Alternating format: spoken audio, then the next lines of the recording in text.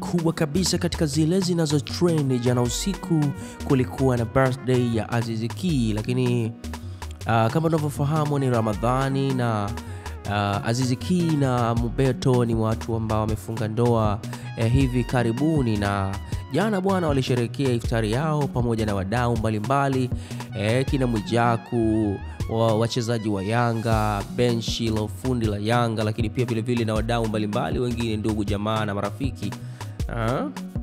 Jamani, mapenzi mubashara, mapenzi mubashara. Baada ya kupata iftari kulikuwa na shughuli ilikuwa inaendelea pale mpaka saa 6 za usiku, ambayo ilikuwa ni birthday ya Aziz Ki. Bwana Aziz Ki kimsingi bwana ni Burkina Faso, lakini sisi wa Tanzania tuna tamaduni zetu za kumwagiana maji, hasa pale tu ambapo anakuwa na birthday party yake. Bwana jana Aziz Ki akamwagiwa maji pale, ilikuwa tafurani hapa na pale. Unajua ile tena furaha na nini. Mwijaku baada ya kumwagia maji Aziz Ki, wadau wale akaenda kumwomba radhi Aziz Ki kwamba tumekumwagia maji, lakini pia vile vile akamwomba radhi mkewe Hamisa Mobeto kwamba tumemlowesha mumeo. But this is our culture. Hii ni tamaduni yetu, tamaduni ya Kitanzania, kwamba sisi bwana, mtu akiwa na birthday yake lazima afanye kumwagiwa maji na nini. Jamani, lakini mara kubwa zaidi baada ya Aziz Ki kumwagiwa maji, baada ya kumwagiwa maji na Mwijaku kumwomba msamaha, kumwomba radhi, ni mpenzi wake Hamisa Mobeto alionekana kumwonea huruma mumewe, lakini pia akawa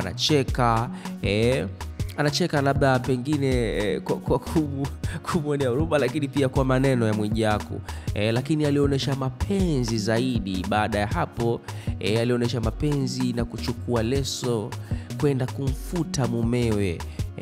Akaanza kumfuta na kumfanyia mambo ya kimapenzi mubashara, mahaba, ambayo kimsingi bwana Mwijaku wasema kwamba wale ambao unajua fanya usome alafu kisha uweze kupata mwanamke aliyokuwa mzuri kama Hamisa, mwenye mapenzi na mahaba aliyofundika na kufundwa.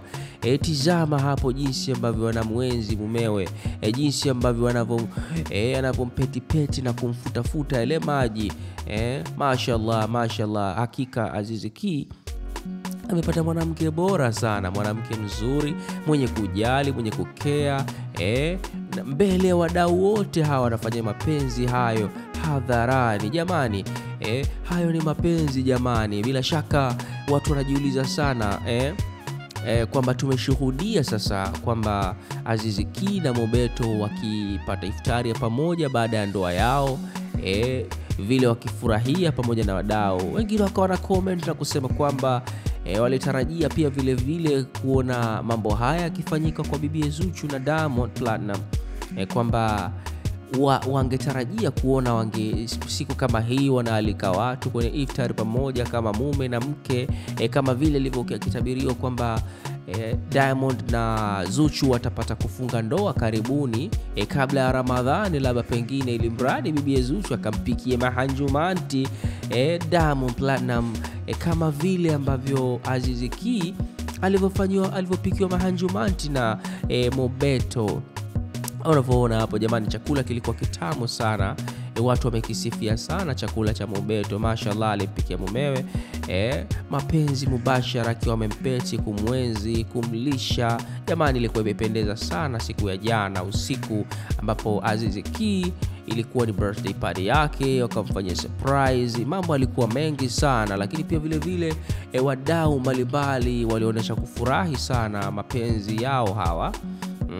Walionyesha mapenzi, walionyesha kuenziana, walionyesha kwamba ni watu wanaohitajiana zaidi, na pengine tusitarajie kuona talaka, tutarajie kuwaona wakifika mbali zaidi. Lakini pia Mwijaku walipata kumuuliza kwamba Aziz Ki ataka watoto wangapi kwa Mobeto, lakini akamwambia Mobeto kwamba umzalie huyu bibie, umzalie huyu Aziz Ki, umzalie. Tena akamwambia mapacha wawili, make wanne sasa, mapacha wawili. Aziz Ki akasema maana yake hao ni wanne, maana yake mapacha wa kwanza wawili, lakini pacha mwingine tena wawili, maana hao